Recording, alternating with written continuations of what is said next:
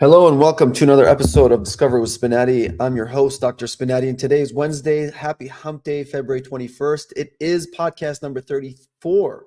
Holy moly. Podcast number 34, day 34 going live in a row. I haven't skipped a day. I haven't skipped a single day. And today is the fourth day where I do presentations. So it's no longer just me talking to the camera. Now it's actually presentations. So I'm putting a full out effort for you so that you can learn.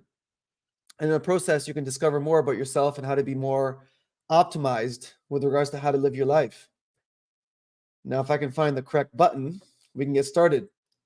So we started yesterday with the 4 questions. This is a continuation from yesterday. So if you missed yesterday, go to YouTube or go to X or go to LinkedIn and you can check out the video that was posted. And it will go through the first section of the 4 most important questions you'll ever ask about yourself. And this, as I said yesterday, is a kind of a remodeled version of the 5 most important questions that you'll ever ask about your organization. This was written by Peter Drucker.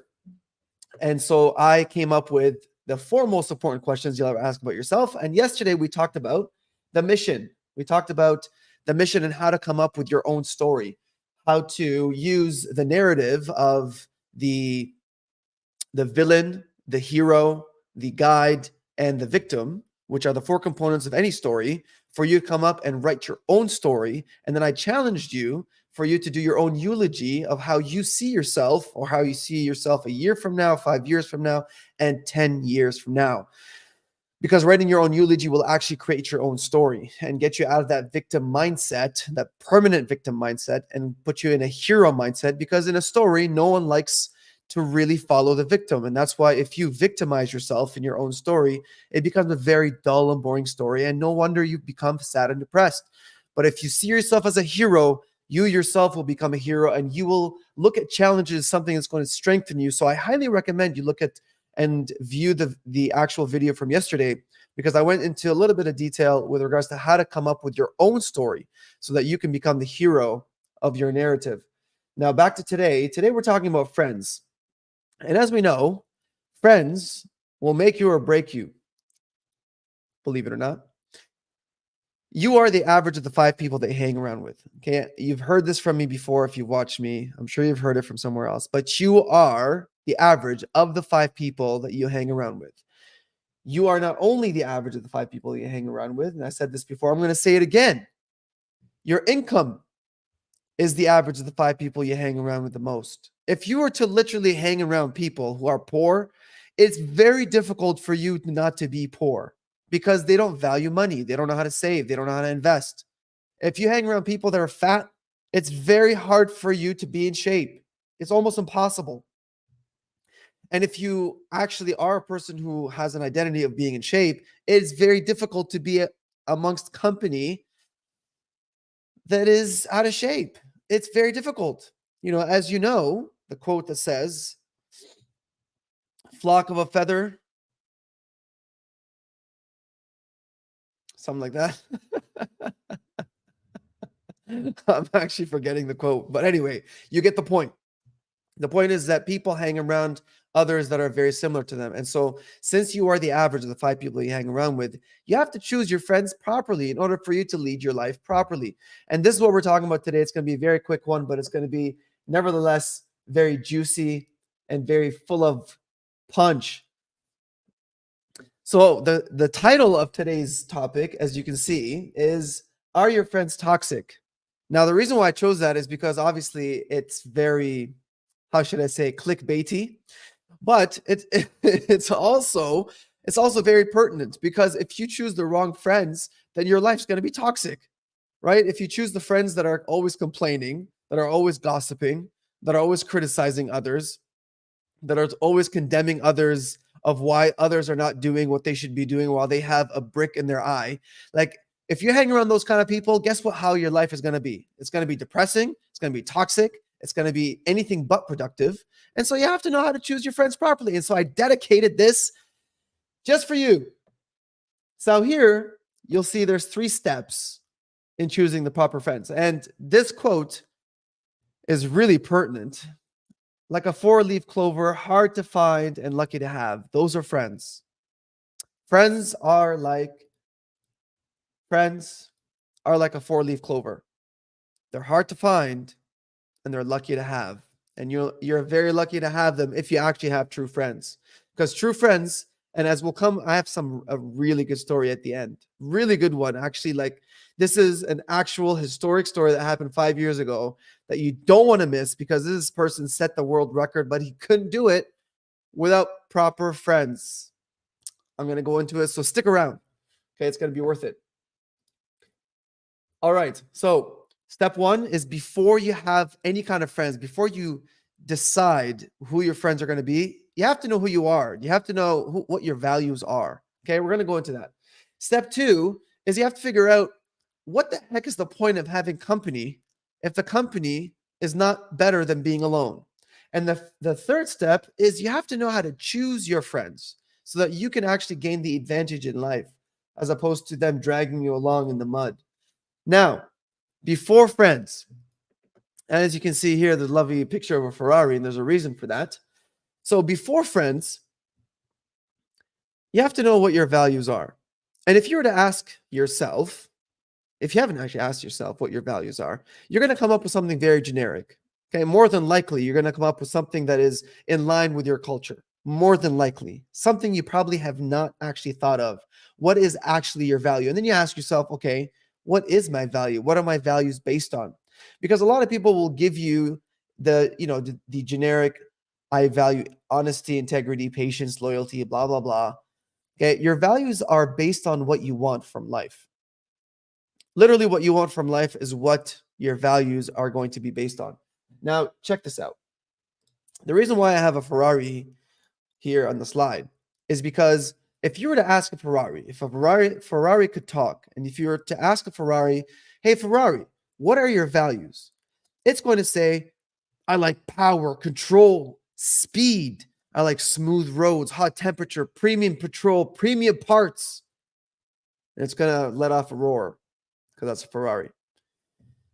But you'll see that the values of the Ferrari are based on its identity. It's based on where it's going. It's based on its makeup.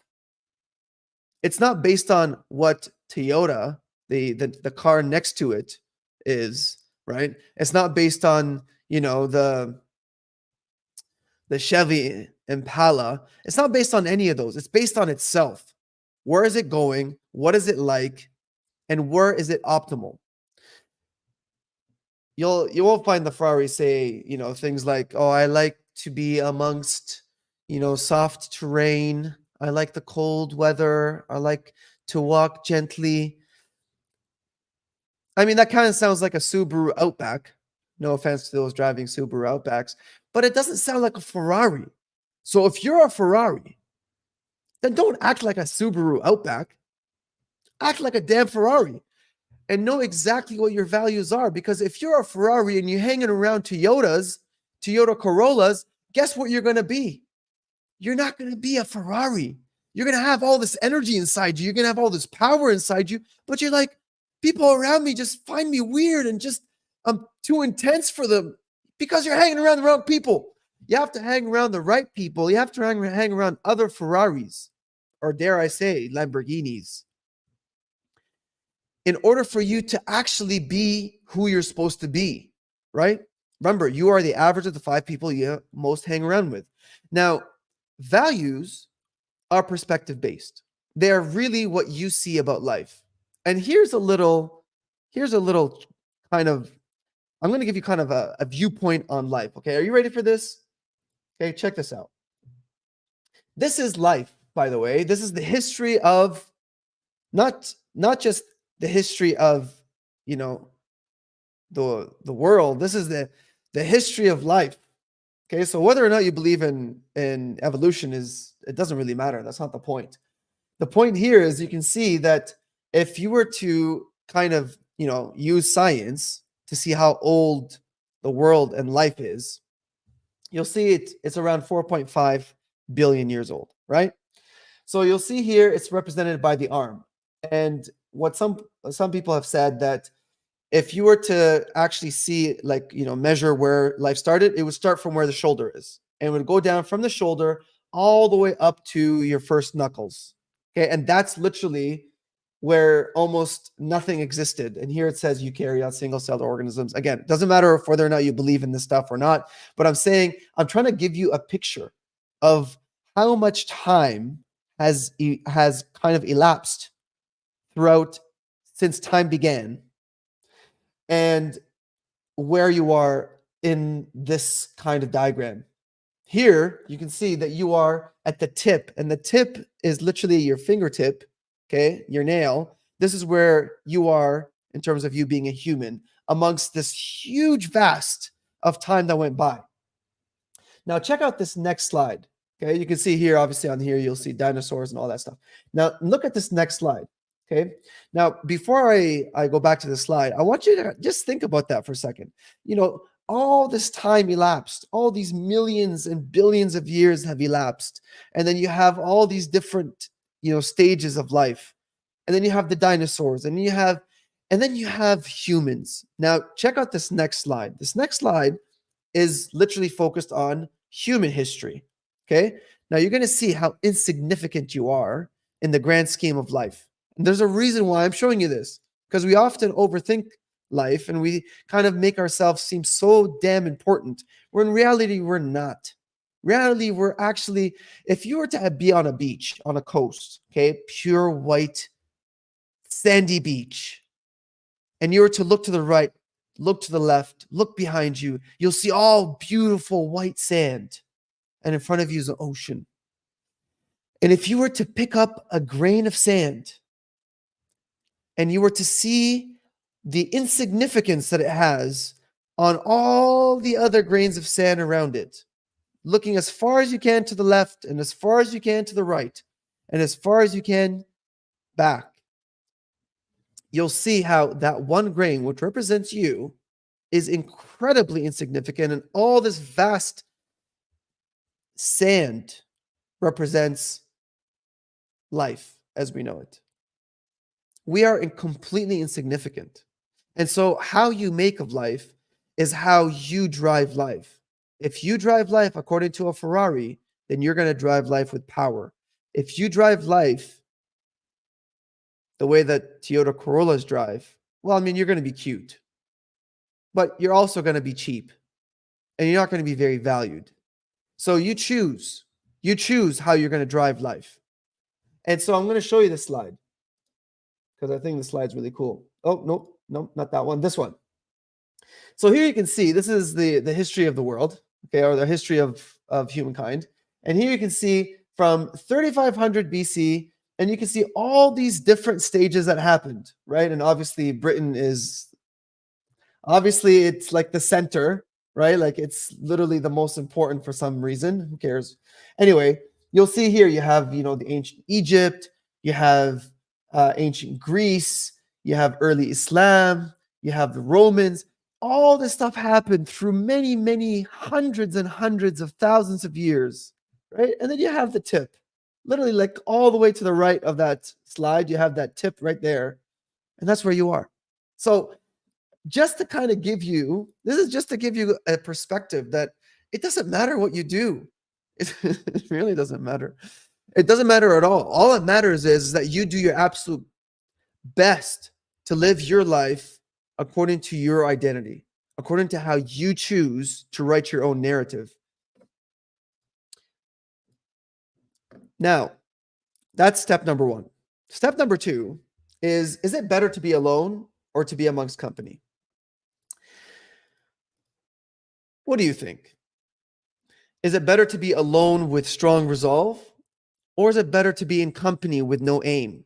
Because if you notice, the majority of the time that we spend with people, it's not like we're talking about something productive. We're not talking about how to, for instance, I don't know, become better people, right? Because it's boring, right? It requires work, it requires thinking. No, we're going to talk about what happened at work. We're going to talk about all the stupid things that happened. We're going to talk about some jokes. It's really, if you really think about it, it's really a waste of time. Yes, it's a good break from, your day to day, but we overdo it. Literally, we overdo it too much. And the reason why we overdo it is because being lonely, being alone is very uncomfortable. It's not a comfortable state. And so I challenge you to actually love the state of being uncomfortable. And I'll tell you how I apply it. When I go to the gym, I always ask myself this. I say to myself, what do I not want to do today? And if I say, oh, I don't want to do pull-ups, and I go ahead and do pull-ups. And I had once a videographer, his name is Gustavo. Gustavo, as you're watching this, shout out to you. He asked me once, he says, how do you pick your exercises? And I said, well, I pick the ones that I hate. And he says, why do you do that? And I said, because if I pick the ones that I hate, I know that's going to have the major impact on my body. I know it's going to transform my body the fastest and the greatest. It's going to give me the most strength. But if I do things that I feel are comfortable, it's not going to drive me out of my comfort zone, then I'm not going to get strong. I'm not going to get powerful. I'm not going to improve fast. I'm going to stay the same. I'm not going to feel like I've achieved much during this time in the gym. I only have a certain amount of time in the gym. It's not like I'm spending 4 hours or 5 hours. It's between half an hour to an hour max. All right. So being alone is very uncomfortable, but being uncomfortable is the zone in which you grow. So embrace being alone. So let's get back to the slide. Now here it says time wasting, friend time is too much time wasted. Okay, I have a story here. Okay, now if you were to think about it and say, okay, well, is it really a waste of time? I'd say 95% of the time, spending time with friends is a waste of time. And I'll tell you something. I'll tell you a story. When I was in high school, okay, which was a few years ago, okay, not too long ago. When I was in high school, I was hanging around my friends, one of my best friend's house, and we were amongst friends. And his brother, who was just a little bit older than us, he was studying in the basement. He was in med school at the time. And he was studying, and we were making noise. We were laughing and joking. He comes up from the basement and he says, you guys really waste a lot of time. You guys spend a lot of time doing nothing and just laughing for nothing. You guys should go and read. So we all looked at him and we were like, all right, thank you. Okay. And I mean, it was a little bit embarrassing, but I know why he said that. It's because he was pissed off because he was trying to study for med school, for his medicine, because he was in med school. But I mean, this happened a few years ago, and I still remember it till today. Because in reality, when you spend so much time in an effort not to actually be productive, what are you doing with your life? Like, you're going to come back home and you're going to feel like, I didn't really do much. I just wasted time. And then you're going to go back to work and you're going to hate work because all you did was spend time being unproductive. Well, work, you're supposed to be productive. So you're not actually being consistent in your life, are you? You're not using this friendship time as a time for you to develop. I'm about to give you a story that is going to astound you. Okay, so check this out. This is the last step of evaluating whether or not your friends are toxic. Okay, now in knowing whether or not your friends are toxic, you have to know whether or not you chose your friends or whether you got chosen by your friends. If you got chosen by your friends, I would challenge you to go out and look for friends that match your values. Kind of like the story of the Ferrari. If you're a Ferrari, you're hanging around Toyota Corollas, then you got to find the Ferraris. You got to go hang around the Ferraris and Lamborghinis and the McLaren F1s. You got to hang around similar people like you so that you can feel alive. A lot of people feel that they're down. They feel like life is meaningless, and they feel like, oh, it's just another day. It's because you're not doing life properly. You're hanging around the wrong group of people. You're hanging around people that are not leading you anywhere good. They're leading you to a crash fast. And you don't want to do that. You want to be amongst people who are actually going to help you be more of you. So the first step is for you to choose your friends and really evaluate, are the people that you hang around with, are those people the ones that you chose? Or are they the ones that chose you? And why did you accept them? So here, you can see here, the first thing in choosing your friends is for you to never criticize, complain, or condemn, and to live by example. Now, the reason why I chose that as one of the 3 pillars in choosing your friends is because if you are a person who is complaining, criticizing, and condemning others, then you're going to attract that mass. You're going to attract those kind of people, and those people are just going to wreak negativity in your life. You're never going to feel positive. You're always going to feel down because you are attracting people who are down. That like attracts like. Forget about the whole statement of opposites attract, because it's not true. Okay, like attracts like. The second thing is you have to really be curious about their values, right? You have to really analyze, now that you know about your values, you're a Ferrari and you know that you like hot temperature, you like smooth roads, you like premium petrol and all that stuff, premium parts.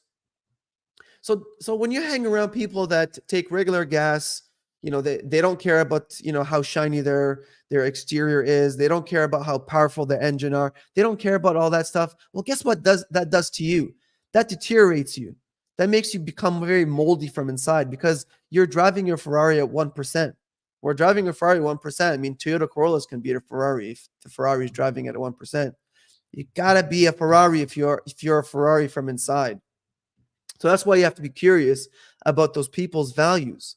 And you have to find your way to find that out, through finding out, what they do, hang around with them. You can hang around with them once or twice. You'll find out very fast, what they talk about, where they hang out, are they people who just want to hang out just for the sake of it? What do they talk about? Who do they talk about? And all that stuff. Last but not least, this is how I'm going to end.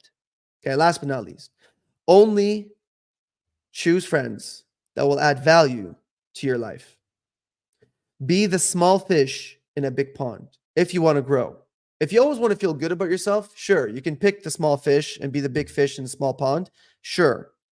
But I mean, what's the fun in that? Right? It's going to be fun for the first 10 minutes, but then you're going to look around and say, all my friends are dumb. You're the smartest person, you're the person who's most achieved, you're the most fit. What's the point? You got to pick people that are actually going to add value. Now, here's a story that I promised I was going to tell you in the beginning of this podcast. I'm going to tell you right now. So this person by the name of Eliud Kipchoge in October, okay, literally less than 5 years ago, okay, October 12th, 2019, he set a world record, which many believe to be the most recent modern athletic world record, most recent athletic achievement, which is he ran a marathon in less than 2 hours. That's right. He ran a marathon in less than 2 hours. A marathon is 26.2 miles. So how fast is that? Imagine running a mile in 4 minutes and 34 seconds, right? A mile in under 5 minutes. That's fast. That's not a jog. That's actually fast. That's a fast run. Now imagine maintaining that for 26.2 miles. Now, how did he do that? He did that with the help of friends, with the help of actually other gold medal runners, long distance runners, and other, very high level friends, in the athletic realm. What they did is that he had people to the sides of him and he had people in front of him, and they created this aerodynamic bubble in front of him that caused him to run at that pace, and they were pacing him as well. He also had someone drive a car at that pace, at the 4 minute, 34 second per mile pace, the entire way. And he had other people as backup on reserve. Now, guess how many people he had running alongside of him? 35. He had 35 people running alongside of him, right, on either side and in front to create this aerodynamic bubble, and he had 6 on reserve. Friends get you places. So who's your crew? Is your crew the people that are creating this aerodynamic bubble for you to achieve the goal that you're trying to get to? Or are they the ones telling you, hey, man, just chill. Just come, relax. Let's just hang out. Evaluate your friends, because your friends should never be toxic. Hope you enjoyed this one. And as always, stay healthy and keep smiling.